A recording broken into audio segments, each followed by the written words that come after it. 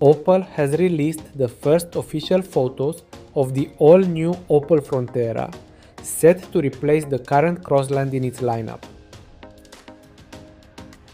The new crossover will be available with both mild hybrid and fully electric powertrains, mirroring the specifications of the upcoming Citroen C3 aircross twin. Simple LED headlights are featured alongside the Vizor fascia, which is a common feature throughout the Opel lineup. Like many other modern cars, the cabin of the new Frontera adopts a minimalist design but does appear to retain some physical buttons. The highlight is the digital instrument cluster and infotainment display, both 10-inch units. There is also a chunky 3-spoke steering wheel, cloth across the seats, and plenty of black plastic elements.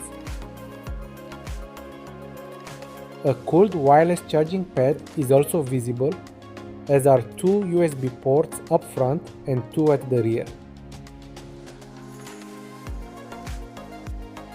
Guys, if you like the new SUV, please subscribe and hit the like button. Thanks!